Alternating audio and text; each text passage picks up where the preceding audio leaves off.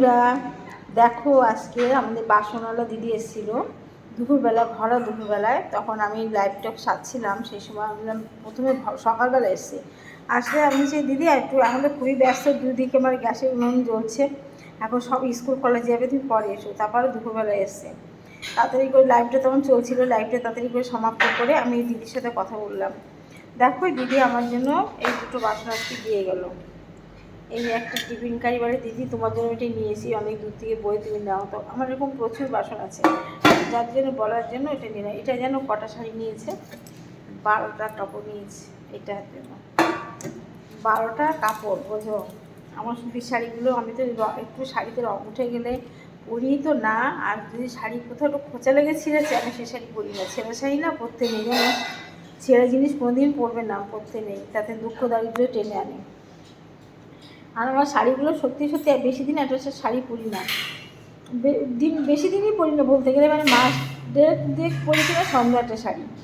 যাই হোক, তা ভালো লাগে না, আমার নতুন নতুন শাড়ি পরতে খুব ভালো লাগে। তাই 12খানা শাড়ি দিয়ে আমাকে এই টিফিন বক্সে দিয়ে গেছে। এটা দাঁড়াবো, খুলে দেখাই। বাবা বিশাল টাইট, এই দেখো দেখো জিনিসটা খুবই মজবুত, দেখেছো? খুব ভালো, জিনিসটা খুব ভারী, না বললে বুঝতে হবে না, খুব ভারী। আর এই টিফিন বক্স, আমার টিফিন বক্স 25টা টিফিন বক্স আছে, বিশ্বাস করো তোমরা, 25টা টিফিন বক্স আছে। আমার মেয়ের বিয়ের সময় টিফিন বক্স বাসন টাসন সব খুব হারিয়ে গেছে, মানে কী হয় বলো না, সেই সময় এদিক ওদিক যায় সব সময়। আর এই দেখুন এইটা কিনেছি, এরকম টিফিন বক্স আমার মনে হয় কমপ্লিট 10টা আছে। আমার টিফিন বক্স লাগে কেন জানো? আমার বিড়ালগুলো আছে না, একদিনে 7 কিলো 8 কিলো করে মাছ নিয়ে আসছে আমার হাজব্যান্ডের জন্য। এবার মাছগুলো কেটে ধুয়ে এরকম টিফিন বক্সে করে করে ফ্রিজে ঢোকাই, সেই জন্য প্রচুর লাগে এরকম টিফিন বক্সগুলো আমার। এইরকম প্রচুর আছে, অনেকগুলো টিফিন বক্স হয়ে গেছে। এখন আর গুনি না কতগুলো আসছে, আগে গুনি 25-26টা গুনেছিলাম, এখন আর গুনি না, শুধু কিনতে থাকি। আমি কিনতে যে এত ভালোবাসি, কালকে বাজারে গিয়ে প্রায় 1000 টাকা ব্লাউজ কিনলাম। আর শাড়ি 3টে শাড়ি দিয়েছিলাম ফলস পিকো করতে, 3টে ব্লাউজ বানাতে, সেখানে 950 না 60 টাকা এরকম, যাই হোক এরকম টাকায় দিয়ে সেগুলো নিয়ে আসলাম। পাক্কা 2000 টাকা খরচ হয়ে গেল। সঙ্গে তো কিছু খাবার থাকবেই, বাইরে গেছি যখন, 2 মাস পরে স্টেশনে গেলাম, কিছু খাবার টাবার নিয়ে আসলাম।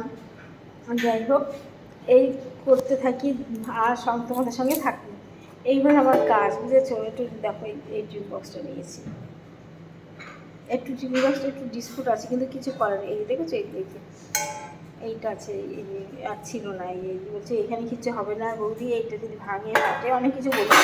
আমি জানি, সব থেকে বড়ো কথা উনি বললো কি যে দিদি আমার হাজব্যান্ডের খুব শরীর খারাপ, জানো, তোমাদের কাছ থেকে কি আমি তার ওষুধ কিনে দেবো। শুনে আমার খুব খারাপ লাগলো, তার জন্য আমি এই 12টা শাড়ি, আর এখানে চেয়েছে 6টা শাড়ি, একটু কম বেশি করে দিয়ে আরও 100 টাকা দিয়ে ওনাকে দিয়েছি।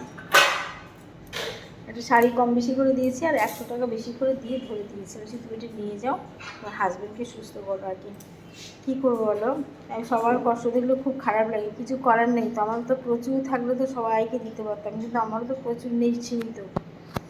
টিফিন বক্সটা কেমন হয়েছে একটু জানি, ঠিক আছে? এইটাও কেমন হচ্ছে জানি। এর ভিতরে আমার ইচ্ছা, ওর মেয়ে কলেজ থেকে আসার সময় খাবার নিয়ে আসে, মিষ্টি টিষ্টি আনবে, এর ভিতরে করে রেখে দেবো, টাইম টেবিল উপর থাকবে। ঠিক আছে, তোমরা আমার বাড়ি বেড়াতে এসো, তোমাদেরকেও খাওয়াবো।